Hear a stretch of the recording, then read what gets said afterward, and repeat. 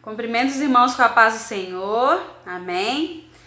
Tudo bem com os irmãos? Como os irmãos estão?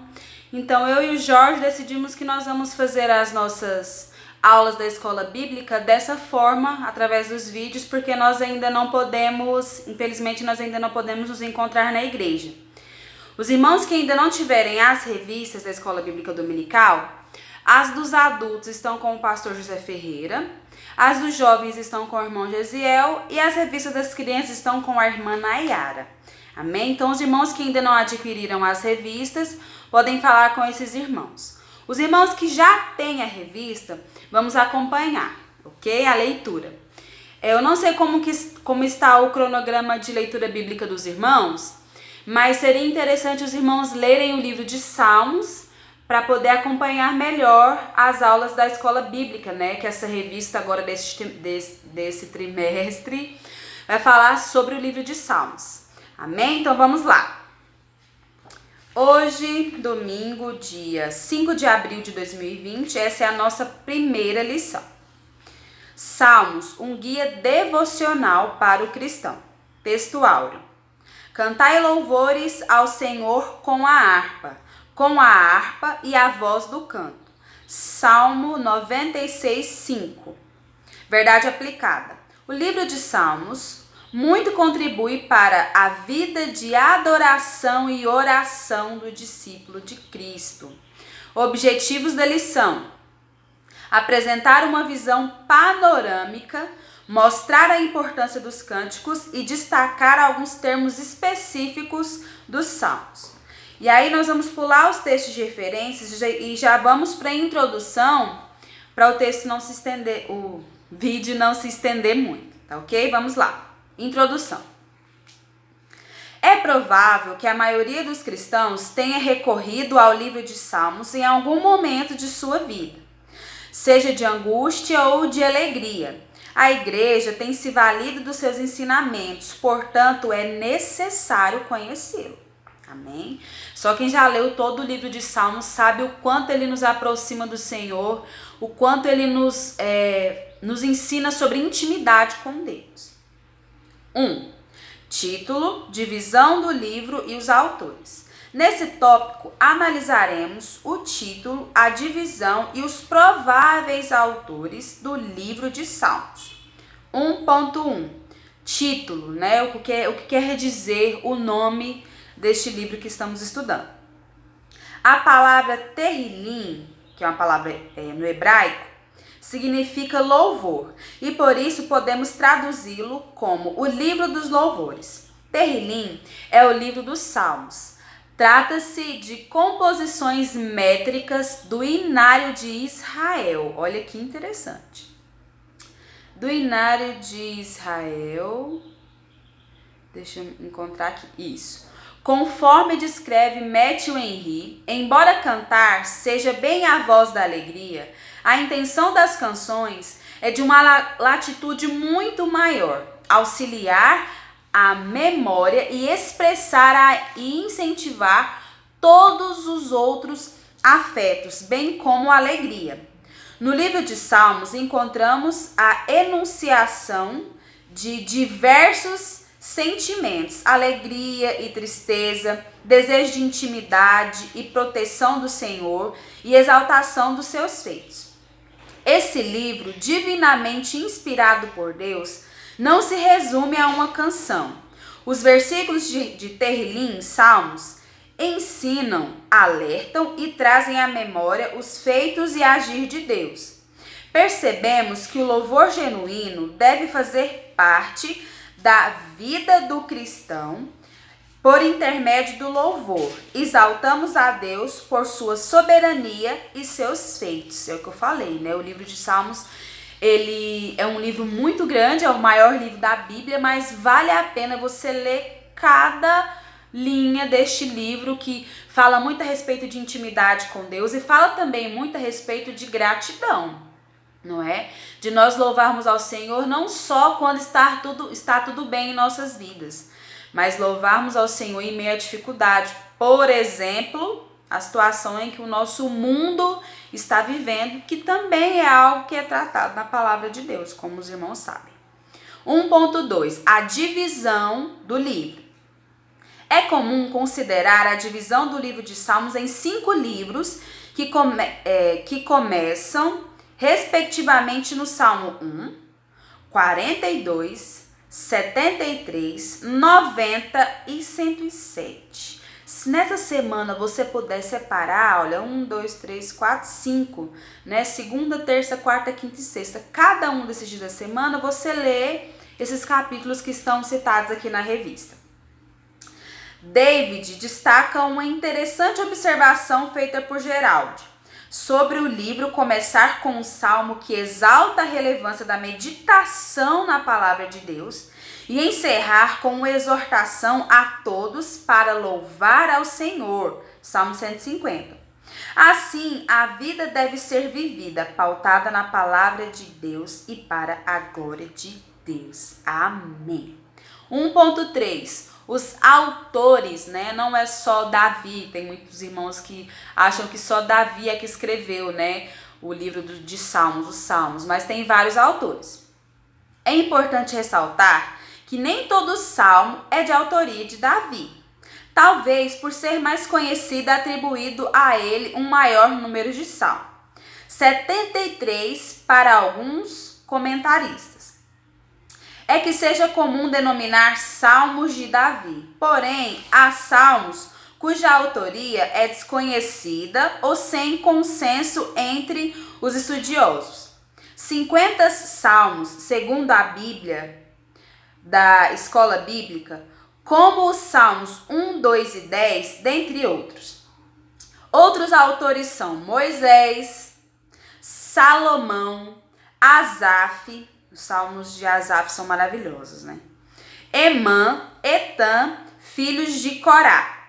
Assim, o Espírito Santo inspirou e conduziu diferentes pessoas em diversos momentos para registrar que, independente dos contextos e épocas, o Senhor Deus é digno de adoração em todo o tempo e deles somos dependentes. Uma vez o presbítero Valdemir, se eu não me engano, falou a respeito disso, né? Que a Bíblia tem uma sincronia muito grande, apesar de serem pessoas diferentes, em épocas diferentes, falando a respeito. O que nos remete a pensar que verdadeiramente ela tem só um autor, né? Deus usou várias pessoas, mas o autor é o próprio Deus. Amém? 2. Principais características do livro. O livro de Salmos é classificado como literatura poética hebraica, com conteúdo caracterizado por expressões que retratam emoções, ritmo e linguagem metafórica, como comentou Esdras Bento. O que não significa que são textos fruto da imaginação humana. Escritores inspirados por Deus fizeram uso de vários recursos estilísticos para transmitir a mensagem, né? O Senhor pensou em uma forma de nos transmitir a palavra de Deus de maneira clara. Amém? 2.1. A poesia hebraica. Não apenas no livro de Salmos encontramos poesia, mas também em outros textos do Antigo Testamento, como Êxodo, Deuteronômio, Juízes. Como comentam na Bíblia de Estudo Palavras-Chave, trata-se de uma poesia diferente de nosso tempo, pois não envolve a rima de sons, mas a rima de pensamentos ou ideias, o que é muito mais profundo, né? Encontramos em vários salmos a descrição de sentimentos intensos e como os escritores lidaram com os mesmos. Eu ouvi umas pessoas falarem que às vezes tem pessoas que têm dificuldade de se expressar, né?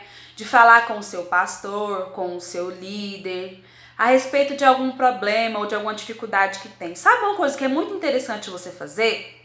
Você escrever os seus sentimentos, o que você sentiu num determinado acontecimento, né? E você depois ler e você meditar, né, e você ler pelo próprio Senhor Deus o que você escreveu ali quando você estava numa situação que você sentiu raiva ou que você sentiu muita alegria. Eu acredito que esse é um exercício muito bom e muito interessante, ainda mais nesses momentos de confinamento, né, que nós estamos de quarentena, cada um nos seus lares. 2.2. Acrósticos. Vamos ouvir. Salmos também contém poemas acrósticos, em que o conjunto das primeiras letras de cada verso formam uma palavra, ou seguem uma sequência alfabética. Olha que interessante. A título de exemplo, no Salmo 119, conhecido Salmo 119, os versos são reunidos de 8 em 8, cujos grupos começam com uma mesma consoante. Olha que interessante. Assim, trata-se de um recurso literário que muito contribui para a memorização, a qual tinha uma grande importância, principalmente no contexto judaico no tempo antigo. Tal fato nos faz lembrar da importância de utilizarmos diferentes recursos no processo de ensino e aprendizagem da palavra de Deus. Acredito que cada irmão tem a sua forma de estudar. Por exemplo, o pastor Janilson, ele tem uma facilidade, né? Ele exercita e ele decora, ele aprende, ele grava os versículos e o endereço, né? Eu conheço vários versículos da palavra de Deus. Eu sei dizer o livro, mas não exatamente o versículo. Então, assim, cada um tem a sua forma de memorizar e de conseguir estudar de maneira que você consiga aprender realmente e guardar para você aquele texto bíblico, aquela palavra, parábola, aquele ensinamento. 2.3. Refrão. Outra característica dos salmos são os refrãos. Refrão é a repetição de uma frase ou fórmula. Os irmãos, ao lerem o livro de Salmos, já devem ter percebido isso. Em alguns salmos é possível perceber referida repetição com maior clareza. No Salmo 107, por exemplo, a repetição dos seguintes versos, alguns com pequenas variações. E clamaram ao Senhor na sua angústia, e ele os livrou das suas necessidades. Salmo 107, versículo 6, 13, 19 e 28. Aí o próximo que repete também. Louvai ao Senhor pela sua bondade, pelas suas maravilhas para com os filhos dos homens.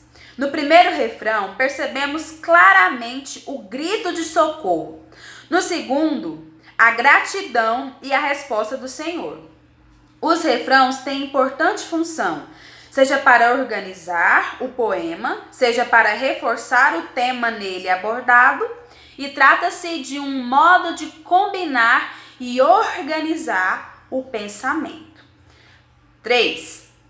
Esclarecimento de algumas expressões. Às vezes os irmãos perguntam para mim ou para o Jorge, o que quer dizer isso aí? Isso aqui eu li e eu não consegui entender, ou eu acho que eu interpretei de forma errada. Isso acontece. Neste tópico, destacaremos os prováveis significados dos termos Selá, Igaion, Miquitão, Gedutum, Masquil e degraus. É importante destacar que não há um único entendimento sobre os significados, havendo constante debate sobre o tema, né? Os estudiosos, os teólogos. Selá, Igaion e Miquitão são termos considerados técnicos da área musical, encontradas em vários salmos. Algumas versões omitem esses termos, como a NTLH e a ARA, a segunda edição. Já a versão da Bíblia King James atualizada apresenta tais termos já traduzidos. Eu tenho a Bíblia King James, eu gosto muito de ler ela, a tradução, né? A forma com que ela coloca as palavras, os sentimentos, os pensamentos, ou a ideia mais comum entre os comentaristas. Portanto, não há consenso quanto à exata ideia que tais termos queriam expressar nos diversos cânticos. O termo selá é bastante utilizado, ocorre 70 e uma vezes, né? Nos Salmos 3, 4, 24 e 46, entre outros. A Septuaginta considera como uma pausa ou interlúdio musical, né? Os músicos da igreja aí devem entender bem, né, a respeito disso. Já o termo Higaion, Salmo 9, 16, aparece junto com Selá. Pode se referir a um momento para meditação. O comentarista Derek diz que Higaion também está presente nos Salmos 19, 4 e 92, 3. Nas frases meditação do seu coração e harpa com som solene. O termo mictão, presente nos Salmos 50, 60, por exemplo, pode se referir à oração silenciosa. Quem aqui dos irmãos já fez uma oração silenciosa? Uma oração onde você não tem palavras. Uma oração onde você só chora e o seu coração é que fala. Quando você faz essa oração, o Senhor Deus também consegue entender, né? Uma oração ali que só o Senhor, só o Espírito Santo de Deus entende o que você quer dizer, o que você quer expressar. Ou como registrado por Deik, texto gravado ou permanente. 3.2. Gedutum e Masquil. As anotações editoriais dos Salmos 39, 62 e 77 estão relacionadas com Gedutum, mencionado em 1 Crônicas 16, 41 e 42, 25, 1, 3, 2 Crônicas 5, 12, entre outros textos. E habilidoso na música. Gedutum era da família dos levitas, e habilidoso na música. Junto com Asaf, que tem salmos maravilhosos, e Herã, seu nome está associado a louvores, profecias e instrumentos musicais. Já o termo masquim, encontrado no título de alguns salmos, como 32, 42, 44, 45, por exemplo, também não há consenso quanto ao seu sentido, porém, podendo ser salmo de entendimento ou salmo didático. Na Bíblia King James, na Deik identifica como ensino.